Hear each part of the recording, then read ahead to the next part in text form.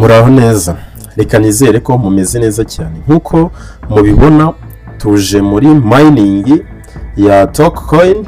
Iyi mining turi kumara amezi agera muri 3 tuyimayininga. Uyu munsi tariki ya mbere hari hitezwe ko iyi mining dukora KYC. Gusa ibyo bintu byaje guhinduka nkuko hano muri roadmap cyangwa se white paper nkuko yasobanuraga ko cyangwa se isobanura ko KYC ari tariki ya mbere z'ukwezi kwa 10 nkuko ubibona hano 2025. Ahangaha nkuko ubibona KYC ni tariki ya mbere z'ukwezi kwa 10 2025. Hanyuma kuronshinga iyi coin ikajya ku ma exchange cyangwa se gutangira kugurisha izi coin ni tariki ya mbere z'ukwezi kwa 11 nkuko ubibona ahangaha muri roadmap. Gusa ibi bintu byaje guhinduka, ndaje nkubwira impamvu ibi bintu byahindutse, nkubwire n'icyabiteye kugira ngo ibi bintu bihinduke. Mbere yo kugira ngo dutangire, ndakwibutsa gukanda like kuri iyi video, hanyuma niba hari igitekerezo ufite cyangwa se hari ikibazo ufite ucyandika muri comment, dore ko ibitekerezo byanyu ari nabyo bituma dukora izi video. Niba uri mushya akaba ari bwo bwa mbere ugeze kuri uyu muyoboro wa Darius Tech, kanda subscribe kugira ngo tujye tubasha kubanaho no mu bindi biganiro bigiye bitandukanye bivuga cyane cyane kuri mining n'uburyo wabasha gukoresha telefone yawe hanyuma ukabasha kubyarira inyungu cyangwa se ukabasha kubona amafaranga. Okay, nkuko mubibona rero, nkuko maze kubibabwira, uyu munsi tariki ya mbere z'ukwezi kwa 10 hari hateganyijwe ko tuza gukora KYC muri iyi Tokecoin. Mbere kugira ngo nkomeze kubabwira ibi bijyanye na KYC, nanone niba uri mushya muri mining, nkwibutse ugomba kureba link aho ngaho muri description cyangwa se muri comment.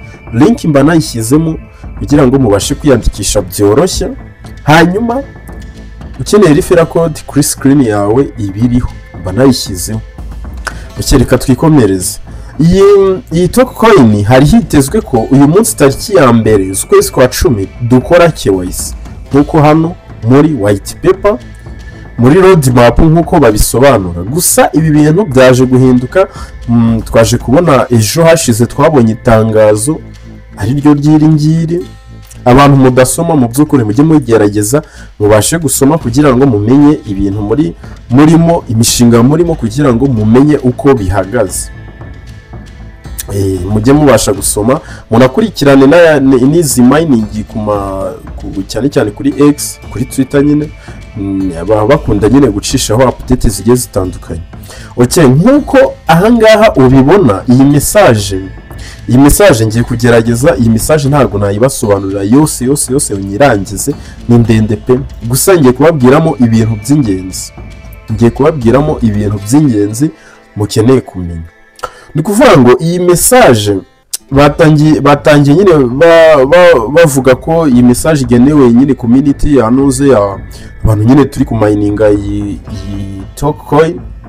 Batangiye batubwira ko hari hateganyijwe gukora KYC uyu munsi wa none. Uyu munsi uri kurebera iyi video, uyu munsi tariki ya mbere hari hateganyijwe KYC. Gusa haje kubamo ibintu bijyanye n'ibibazo bitewe nuko murazi ko KYC kugira ngo babashe kugera ku cyiciro cya KYC, ndakeka abantu mwese mukora mining nyine murabizi, abantu mumaze igihe muri ibi bintu bya mining, kugira ngo umushinga ukore KYC cyangwa se ugere ku cyiciro cya KYC nuko hari amategeko nyine agenga bino bintu by'ama cryptocurrency. Hari amategeko abigenga kugira ngo rero ugere aho gukora KYC murazi ko n'umwirondoro wuzuye nyine no kuzuza umwirondoro, mbega ibijyanye n'amaranga muntu, mbega nyine no kukumenya wowe ubwawe nyine no kukumenya. Gutya tuba turi kumayininga tutari twakora KYC, gutya ntabwo baba baratumenya, ariko iyo dushyizemo imyirondoro icyo gihe baba batumenya.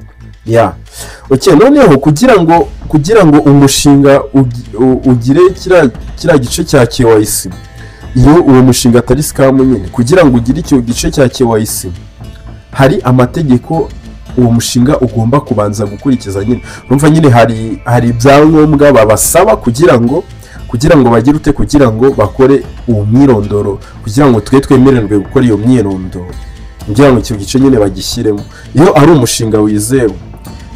Noneho ahangaha muri uyu mushinga batubwiye ko hari hateganyijwe gukora KYC uyu munsi tariki ya mbere, gusa ibyo bintu ko bitakibaye bitewe nuko ibyangombwa kugira ngo mbega nyine ibyangombwa babasaba kugira ngo twe dukore KYC, ibyo byangombwa ko bitari byagira ute, ko bitari byaboneka, cyangwa se bashobora kuba mbega nyine ni ibintu ngiye kwivugira, bashobora kuba barabidepoje ariko batari bagira ute, batari babemerera. Ako ni akantu nishyiremo nyine. Gusa bo batangaje ko ibyo byangombwa bakiri kubikurikirana kugira ngo iyi KYC izabashe kugenda neza. bavuga ko KYC bayimuriye ahangaha hano kano kantu akangaka. Bavuze ko iyi KYC bayimuriye tariki ya mbere z'ukwezi kwa mbere 2026, kandi muri roadmap cyangwa se white paper yasobanuraga ko tuzakora KYC uyu munsi tariki ya mbere z'ukwezi kwa 10, hanyuma coin tugatangira kuzigurisha ejo bundi mu kwezi kwa 11, KYC mu kwa 10, kugurisha coin mu kwa 11. None ibi bintu ngo babihinduye, ngo bashyize tariki ya mbere nkuko ubibona ahangaha, ntabwo ari ibintu ndi guhimba, tariki ya mbere z'ukwezi kwa mbere 2026, ubwo nuriya mwaka utaha nyine ejo bundi mu tariki ya mbere. Iri tangazo rero hari abantu benshi bataryumviseho rumwe cyangwa se batarivuzeho rumwe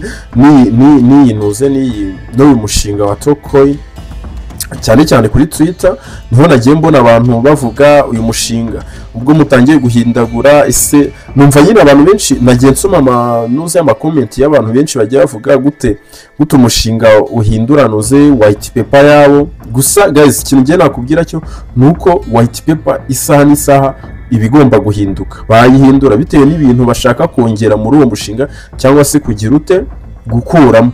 Ni ibintu bishoboka cyane 100%, ni ibintu bishoboka. Gusa akenshi nyine ntabwo bikunda kubaho ko umushinga ushyira white paper hanze cyangwa se nyine roadmap. White paper mbibutse ko niyo ibivuga nyine ku mushinga uburyo bizagenda bikurikirana. Akenshi nyine bongeramo ibintu aho kugira ngo bagire ibintu bakuramo, ahubwo barongera.